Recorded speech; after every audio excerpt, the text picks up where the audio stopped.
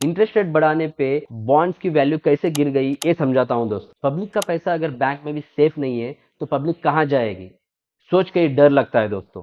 Hello दोस्तों, दुनिया का सबसे पावरफुल कंट्री मानने वाला यूएस का सबसे पावरफुल बैंक सिलिकॉन वैली था। एक ही दिन में 60% स्टॉक प्राइस गिरना रोंगटे खड़े करने वाली बात है। ऐसा ही कुछ 2008 में हुआ था जब लेहमन बैंक ब्रदर्स ने सारी अमाउंट लेके रियल एस्टेट में इन्वेस्ट किया था और जब वो मार्केट क्रैश हुआ तो सारी बैंक डूब गई। इसी के वजह से 2008 में रिसेशन आया था दोस्तों। अभी भी कुछ ऐसा ही होने वाला है या उससे बढ़ के इम्पैक्ट होने वाला है। सिलिकॉन वैली जो कि कैलिफोर्निया में आता है, सबको पता होगा Microsoft, Apple, Dell, HP, Meta जैसे जेंट कंपनीज यही से शुरुआत की थी। इन्हीं कंपनीज के बीचों बीच से एक सबसे बड़ी बैंक का एस्टेब्लिशमेंट 1983 में हुआ था, उसी का नाम सिलिकॉन वैली बैंक है। एसवीबी का मुद्दा समझने के लिए पहले ये बैंक कैसे काम करता है वो जानना पड़ेगा और किस गलती की वजह से ये बैंक एक ही दिन में इतना सारा लॉस फेस करा और नेक्स्ट क्या होने वाला है, चलिए दोस्तों जानते हैं इस वीडियो में। एसवीबी का मेन इश्यू 2020 में जब कोरोना आया था तो तभी शुरू हो गया था। कोरोना ने सारे इकोनॉमी की रीढ़ की हड्डी तोड़ दिया था, इसीलिए सभी बैंक्स ने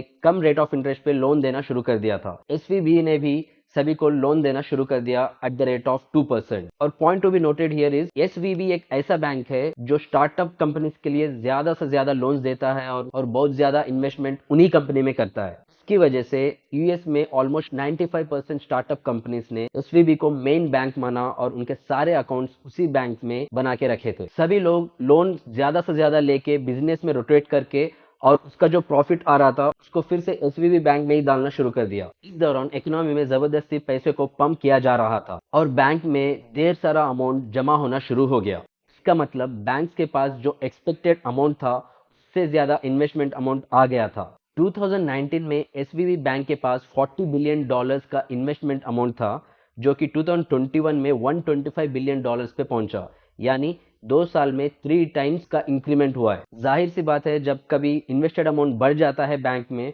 तो कहीं इन्वेस्ट करने का जरूर सोचते हैं और एक कोई गलत सोच नहीं है, हमेशा हर बैंक यही करता है दोस्तों। एसवीबी ने यूएसए बॉन्ड्स में पहले से भी इन्वेस्ट करता आ रहा था, इस बार उन्होंने बहुत ज्यादा इन्वेस्ट करने का निर्णय किया। 2019 में इनका जो बॉन्ड्स में इन्वेस्टमेंट था वो 50% था। बाय 2022 इनका जो इन्वेस्टमेंट बॉन्ड्स में था वो 78% हुआ। विद इन 2 इयर्स ये बहुत बड़ा जंप होता है दोस्तों। 30 लॉन्ग ईयर्स के लिए ये लोग इन्वेस्टमेंट कर दिए थे।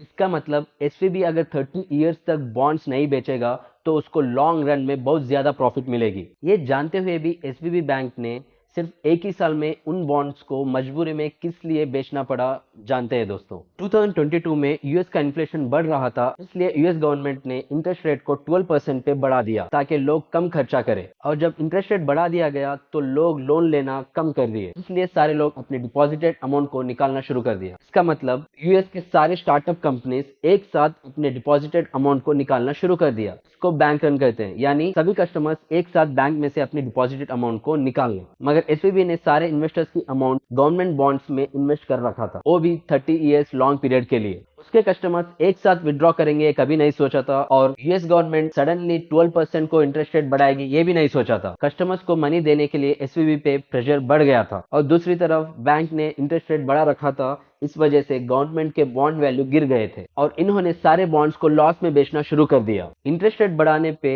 बॉन्ड्स की वैल्यू कैसे गिर गई ये समझाता हूं दोस्तों। बैंक लोन में बैंक पैसा देती है और पब्लिक इंटरेस्ट पे करते हैं, और गवर्नमेंट बॉन्ड्स में पब्लिक पैसा देके बॉन्ड्स खरीदती है और गवर्नमेंट उनको इंटरेस्ट पे करता है। जब इंटरेस्ट रेट हाइक किया गया, लोन का डिमांड कम हो गया क्योंकि पब्लिक इंटरेस्ट रेट ज्यादा पे नहीं करना चाहती थी, और बॉन्ड्स का भी डिमांड कम हो गया क्योंकि गवर्नमेंट भी पब्लिक को ज्यादा इंटरेस्ट पे करना नहीं चाहती थी। इसी वजह से ओल्ड बॉन्ड्स की वैल्यू गिर गई जो लो इंटरेस्ट रेट में खरीदा गया था। इसका मतलब loan is inversely proportional to interest rate. Similarly government bonds is also inversely proportional to interest rate. इस ट्विटर के दुनिया में पब्लिक को बहुत ही जल्द मालूम पड़ा कि एसवीबी ने सारे बॉन्ड्स को लॉस में बेच रहा है। ये पता चलते ही एक ही दिन में सारे बैंक के स्टॉक 60% गिर गए। ये दुनिया में सबसे बड़ा लॉस माना जा रहा है बैंक सेक्टर में। यूएस के रेगुलेटर्स ने बैंक्स को अपने कब्जे में कर रखा है और क्लोजली मॉनिटर कर रहे हैं कि इसका सोल्यूशन कैसे निकाला जाए। इसको देख के यही समझ आता है कि ये कोई स्कैम नहीं बल्कि रॉन्ग डिसीजंस का नतीजा है, और अनफॉर्चुनेटली उनका जो टाइमिंग था इन्वेस्ट करने का वो भी रॉन्ग था।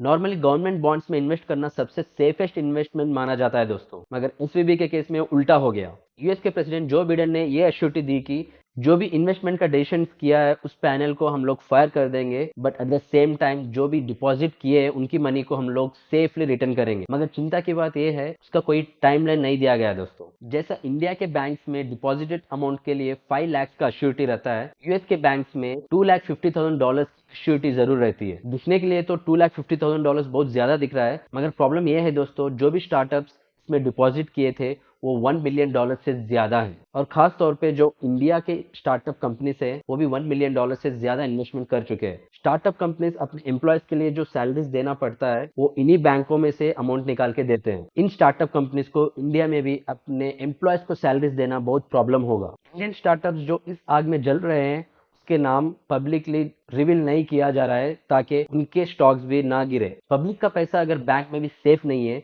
तो पब्लिक कहाँ जाएगी, सोच के ही डर लगता है दोस्तों। जैसे स्नोबॉल टॉप से बॉटम रोल होते हुए आसपास के स्नो को लेके बड़ा होता है, उसी तरीके से एसवीबी बैंक भी अपने आसपास के बैंक्स को अपने लपेट में ले रहा है।